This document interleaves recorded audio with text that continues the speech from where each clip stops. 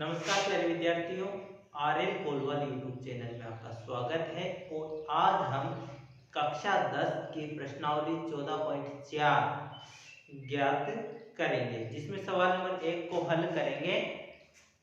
सवाल नंबर 1 आपको दिया हुआ है और इस प्रश्न में कह रहा है कि निम्नलिखित बंटन किसी फैक्ट्री के 50 श्रमिकों की दैनिक आय को दर्शाता है। तो 50 श्रमिकों की दैनिक आय को दर्शा रहा है। तो दैनिक आय दे रखी है आपको 100 से 120 रुपए, जिसके 12 श्रमिक है। 120 से 140 रुपए जिनको मिल रहे हैं उनके 14 श्रमिक दे रखे हैं आपको। 140 से 160 रुपए मजदूरी दैनिक आय जिनकी है उनकी 30 श्रमिकों की संख्या 6 दी हुई है। 160 से 180 के 8 और 180 से 200 के 10 दिए हुए। आपसे बोल रहा है उपयुक्त बंटन को एक कम प्रकार के संचय बारंबारता बंटन में बदलिए एवं उसका त्वरण खींचिए। आज हम इस प्रश्न को अब देखिए, कम प्रकार के संचय बारंबारता बंटन में आपको क्या करना है, इसको बदलना है। तो वो कैसे बदलते हैं आइए देखते हैं। ये इधर इसका हल हम करते हैं। तो देखिए, ये लिख दिया मैंने दैनिक आय।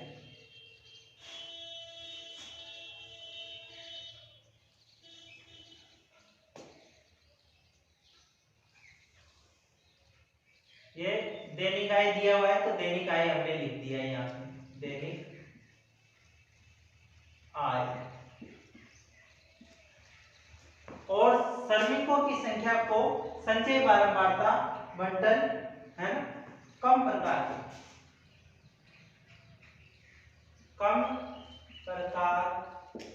के संचय बारंबारता बंटन, संचय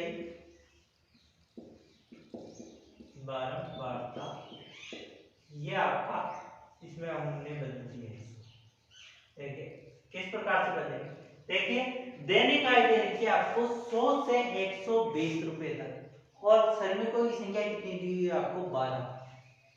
मतलब 120 कम की बात आए तो आपको उच्चतम सीमा को लेना है। उच्चतम सीमा को आप लोगे तो आप क्या जाएगा, क्या 120 रुपए से कम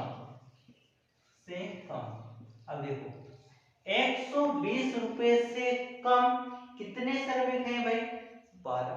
तो आपने लिख दिया कितना, 12। आपने कितना लिख दिया, 12।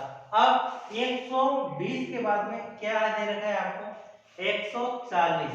तो आप लिखोगे 140 रुपए से कम। 140 रुपए से कम के कितने श्रमिक के, देखो 140 से कम के श्रमिक 100 से 120 तक के 12 और 120 से 140 के 14 है ना। तो 140 से कम कितने हैं भाई, 12 तो ये है और 14 ये है, तो कितने हो गए 16। कितने हैं श्रमिक दे रखे हैं आपको, 16 है ना। इसके तो 12 दे रखे थे और 140 से कम तक कितने श्रमिक हो गए आपके पास, 16 श्रमिक। इसके बाद देखिए 140 के बाद ये क्या दे रखा है, 160। तो 160 रुपए से कम दैनिक आय जिनकी है उन श्रमिकों की संख्या देखते हैं हम। तो 160 से तीनों कम है ना, क्योंकि 140 से 160 तक के 6, 120 से 140 तक के 14 और 100 से 120 तक के 12।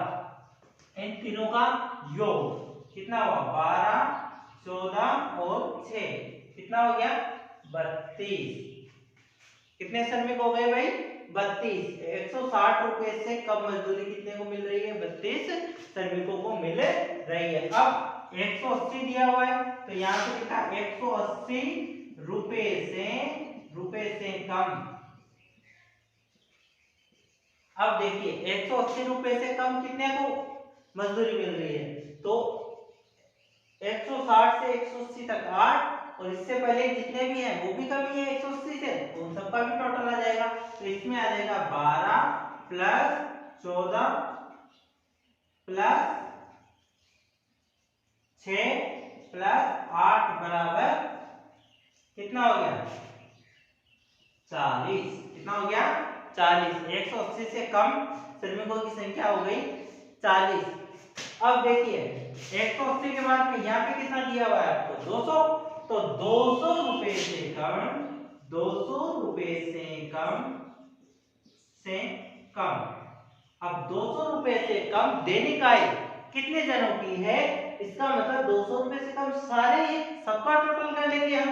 तो सबका टोटल किया तो 12 प्लस 14 प्लस 6 प्लस 8 प्लस 10 बराबर कितना आ गया 50। 200 रुपए से कम दैनिक आय प्राप्त करने वाले श्रमिकों की संख्या कितनी हो गई 50 हो गई।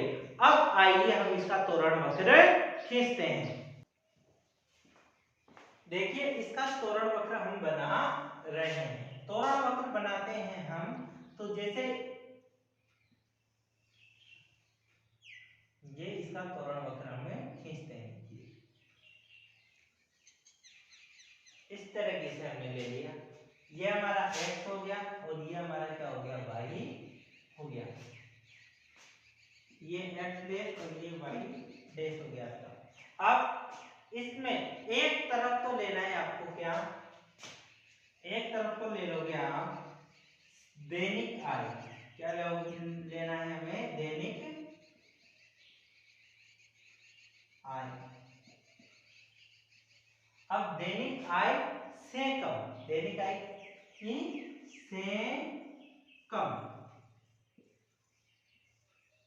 ले लिया आपने, दैनिक आय से कम, एक तरफ तो x अक्ष पे ले लिया आपने दैनिक आय से कम, और दूसरे y अक्ष पे आपको श्रमिकों की संख्या लेनी है। क्या लेंगे हम, श्रमिकों की संख्या, श्रमिकों की संख्या y अक्ष पे ले लिया हमने श्रमिकों की संख्या, श्रमिकों की संख्या ले ली हमने y अक्ष पर। अब देखिए श्रमिकों की संख्या आपके 50 है, तो हम इस प्रकार से बनाएंगे, जैसे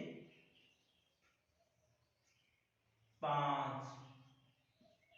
10 15 20 25 30 35 40 45 और 50, यहाँ पे हो गया हमारा 50 श्रमिक। इसी प्रकार से दैनिक आय से कम दे रखी है आपको 120 से कम, तो यहाँ पे लिख लिया 120, तो इसका मतलब 120 से कम है ना।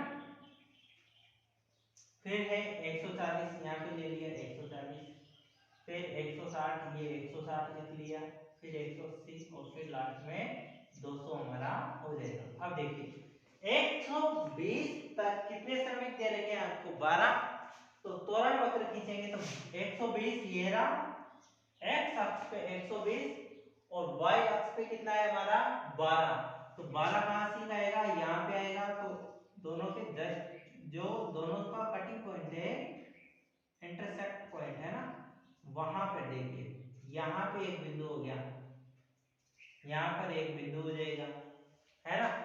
ठीक इसी प्रकार से आगे 140 से कम 16, 140 से कम कितने 16, 16 कहाँ पे आएगा यहाँ पे भाई, 16 कहाँ पे आएगा इसके सामने यहाँ पे लगभग, तो 116 ये हो गया, 16 ये हो गया, 16 का पॉइंट जो इसको यहाँ से कट करेगा, है ना। फिर उसके बाद 160 से कम कितने दे रहे हैं आपको 32, तो 160 से कम 32, ये 32 कहाँ पे आया यहाँ पे, और इसका कटिंग पॉइंट ये हो गया,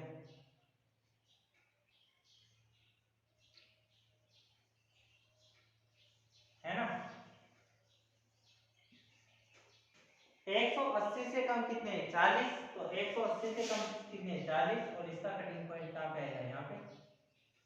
एक चीज ध्यान रखना, त्वरण वक्र हमेशा माध्यिका के लिए बनाया जाता है, त्वरण वक्र किसके लिए बनाया जाता है माध्यिका के लिए,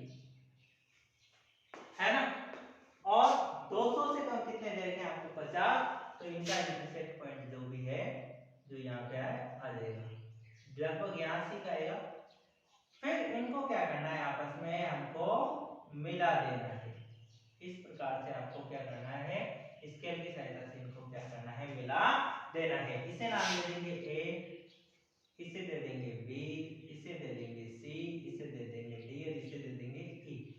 और इन सब का जो पॉइंट है वो भी लिख सकते हो आप, ठीक, कितनी 12, एक शख्स पे 12 और 120, इस तरीके से आप भी लिख सकते हो। और इस प्रकार से आप क्या करना, त्वरण वक्र बना सकते हो परीक्षा में, ठीक है।